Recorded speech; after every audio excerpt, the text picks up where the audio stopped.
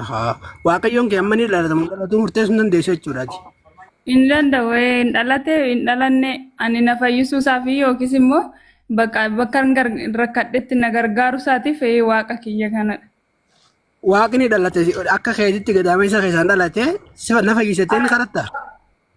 Haa dhalatus na fayyifna amma rakkadheen haa dhalatus haa guddatus haa dhalachuus baatu.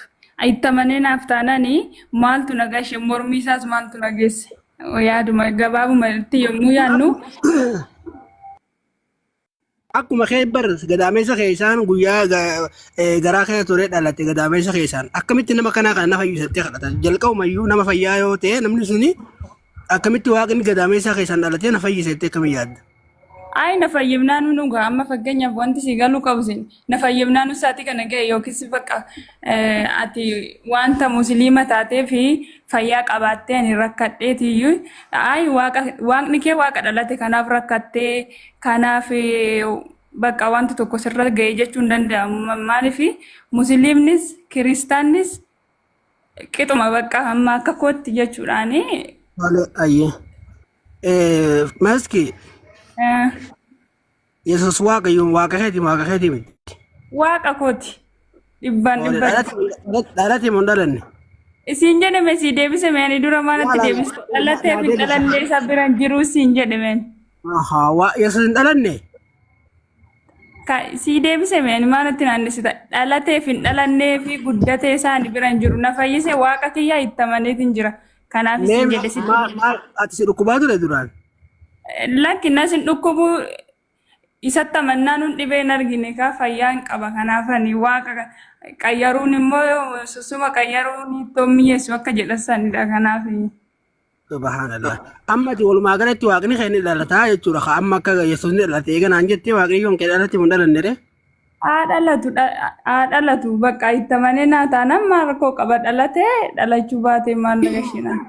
Tole ayyee waaqayyoon kee kuni yoo ati waa kadhatte waa si godhuu danda'a? Naaf godhee. Humna isaatiin waa si godhuu danda'amu yoo ati kadhatte? Naaf godhee naaf gochuu hin danda'a. Yesuus ammoo akkana jedha. Ani humna kootiin humaa gochuu hin danda'u jedha. Waaqayyoon kee Yesuus immoo kabiraa jedhee kun Yesuus waa humaa gochuu hin danda'u jedha humna kiyyaanii. Ati waaqayyoon kiyya waa naa gochuu danda'a jettee dubbachaa jirta akkasimi? Naaf godhayyee. Yesuus Kiristoos ammoo ani humna kootiin humaa gochuu hin danda'u jedha. Yesuus humaa gochuu hin danda'u egaa jee waaqa ta'uu danda'a? Tiksicha dubbistee irra geessetti ati maal taanaan naaf ani waa gochuu hin danda'u jechuusaa. Sii baasu ragaa? Ay dubbistee atamma ragaa qabattee ani gaaffii isa kanan dhiyeessaa jettee too waraqaa sanboota isaa qabattee too bahuu dandeessa. Garuu makinaan isaa maaliif akka ta'e beektaaree kanadha. Rakkoon qabu makiinaata isaati ati makiinaata isaa booda naa himta akkas jechuusaa wanti inni agartee jirta ati kanaaf dura makiinaata isaa booda naa himta.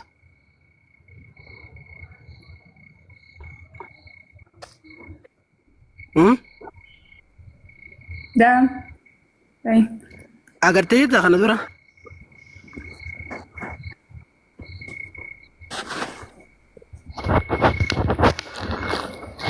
Allah maa kultamiyyoo. Ayyee Ali dubbadhu nyaata nyaadhame.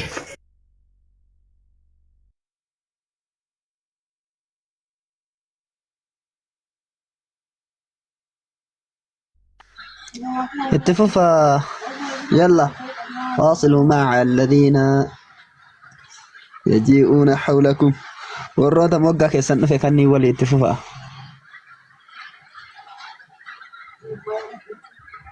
وأنيبوا إلى رب وأسلموا له يا جماعة جماعة الله كيساني تبتدي بها والله إساف مسكما قران حق ما في لقوم ما كان قل هذه سبيلي أدعو إلى الله على بصيرة أنا ومن اتبعني نبي محمد صلوات الله وسلامه عليه جديدني الله سبحانه وتعالى سورة يونس كيست أني كرا إفاتهن ميامة غرست ديبيا كرا قل هذه سبيلي أدعو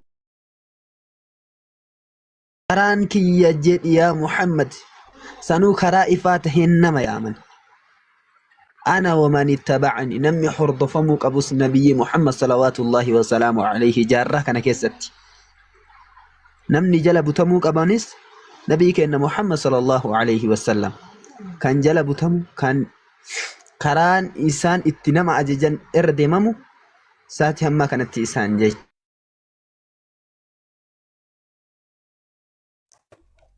jennaan kaafatan linnaasi jamii'a alama guutuudhaaf ergamoonni guutuun ammoo gama biyya isaaniitti ergaman keessatti وما أرسلنا من رسول إلا نوحي إليه أنه لا إله إلا أنا فاعبدون إلا الله رجالا إن شاء الله صح. كتجبرت كانت يامات تران أكسي أستاذ بسا سني مجة تامي sagaleen na bira wasin bira sa sagaleen na bira kutu jira tole Injera sagaleen kee hindi jirta Himdi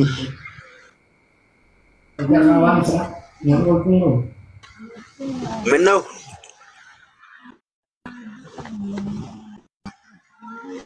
بربادني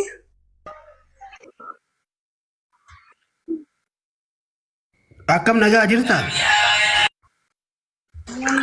الحمد لله نجا كودا waa alhamdulillah jeemee irra deebime tolti kam Naki fi sagalee Ustaz Hamdi fakkaatti نجمدني الحمد لله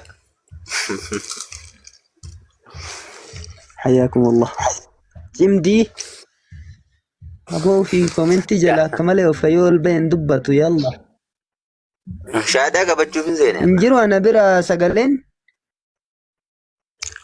نجامو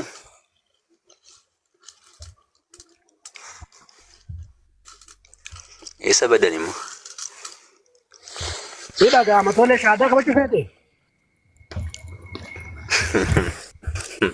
نجاب سيستا eessi qabsiisa نجاب سيستا أي eessi qabsiisa qabachuu feete maal jechuudha shahada jechuudha hiikasaatti deebina dhuga baatiidha boodatti deebitaati amma shaadaa qabachuu fedheettee mire maal otoo hiika isaan qaban hin beekin maalan qabadda muka ta'ee dhagaa ta'ee maal hin beekan maanan qabadha afaan oromoo miti sila nan qabadhaa maaliif jette hiikasaa hin beektooti nan qabadha maal sochisiise nama qabsiistuudhaan kan maal hin beekan shahaadaa nama qabsiistuudhaan muka ta'ee dhagaa ta'ee maal hin beekan waan qabatamu ati waan hiikasaa hin beekne nan qabadha jettee dubbatteere Ini karaa leetatu. hin qabatamu otee nan qabadhaadhin maal waan qaqqabatamu wayiidhaan Haada tirikaa fiiloo tirikaa waaduma ta'e waa qabatan ni qabadha jee dhufee gaa. waan qaqqabata wayi yoo ta'e waa yoo aartee jiraatte yoo waan akka aartee jiraattu ta'e Isa. ifaa solloqaa eeggadhu ayyee salphaa jetta oyye oyye Eeganiin qabadha jee obboleessi keenya waan qabatu hin dhabini fiilootti kan ni beektaa mi kaaraba ni beektaa kaarabaa san waa san itti kan haa qabatu. Himdi wayi harka ol qabee maalin godha maalin goone yesuus harki isaa mukarratti dhaame miti maal harka ol qabeetu si isa booda'u ol qabeeti sanboode waan jirutti si agarsiisa Fooloo godhatu dagatina wanti kun kareefu na darbe asumarraa na darbe beektan. Fooloo godha Habiibii murtii lammaffaa kana hundi keessan. Jidduu yaadachiisa ustaas itti fufaa qabsiisa karaa baasan. ayye taate himdi wayi antee mee harka ol qabdee miila iyyuu ol qabela Aboo miila sol qabeeyye. Tole wanni jettu. Miila sol qabe kuno.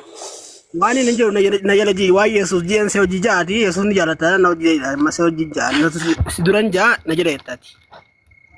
Eeshi. Di Waaqayyo. Eh? Di Waaqayyo. Di Waaqayyo. Di Waaqayyo. Maali namni kana koflu gurbaa. Uy. Di Waaqayyo jedhi.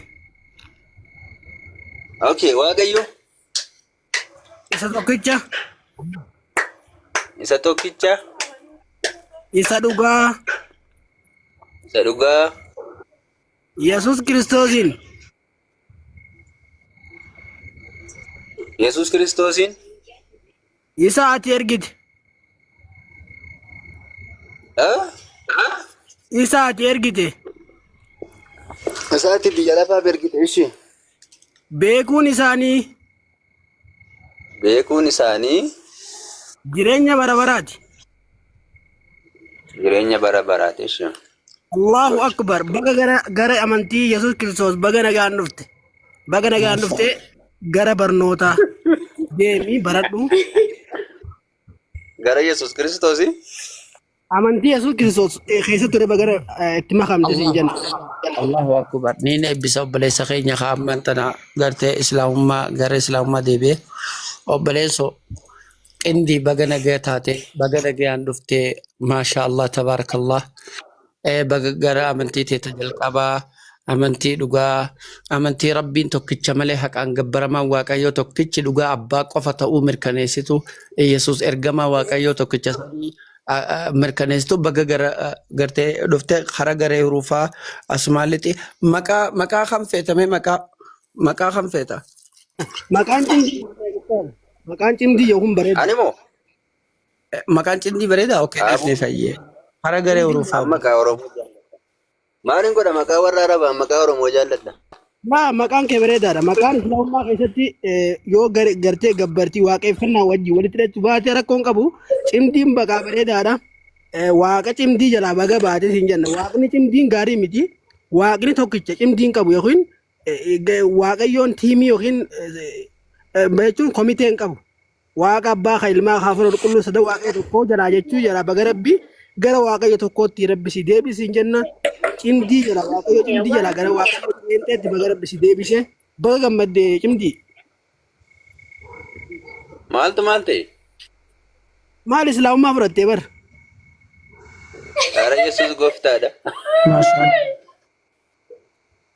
Akkatti fudhatte. Gooftaa gooftummaadha ati gooftaa anis gooftaa viidiyoo warri waraabdan obboleessa keenya namu haa eebbisu bakka harkatti sheerii godhaa hundi haa eebbisanii eebba haa argatu galatoome obboleesso arra baga gammadde. Jee nagaadhaasin. Laa nuti nagaadha. Giddiidhaayi. Islaamummaa fudhatte la islaamummaa Girgisiisanii budeetu faana garaagarummaa qabu. jaalattee fudhatte obboleessa Ani moo? jaalattee. Eewwa Yesuus ergamaa jettee moo hin jenne si waaqayyo keessa dhugaa Yesuus Kiristoos ergite beekuun isaan hin jenne ati. Yesuus ergamaadha musliim kiristaanni Yesuus ergamaadha jennaan islaamummaa keessaa bee kiristaanni Yesuus waaqa jedhee waan beekuuf ati immoo ergamaadha jettee beektu. Baga nagaan si gara islaamummaa si fida siin jenne bara. Uffata kana. Isin waliin dha'uumoo dhugaa dhalootatti muufas kana baatan. Dhugaa Yesuus lallabaa ture san dhalootatti lallabuuf. Yesuus biyya lafaa fakka ergane. Na dhaggeeffadhu Yesuus biyya lafaa fakka ergane. Waan keessa nuti hin taane macaafa qulqulluu dhugaa ba'a. Rakkoon qabu. Amma wanni walii galu cimdi. Cimdee. Waay. Ooyye jedhe abbareessa akkan. Ilaa maal beektaa? Laa kiristaanni Yesuus waaqaa jedhee amana mitiire. Ati amma maal jechaa Yesuus waaqaa. ergamaadha jechaa jirtaati. Akkasumatti ergamaadha jettee moo hin jennu? Kaarabaan ati Ergamaadha hin jenne biyya lafaa fi fayyina akka kennu Waaqayyo abbaatu gara biyya lafaatti erge yaa aboo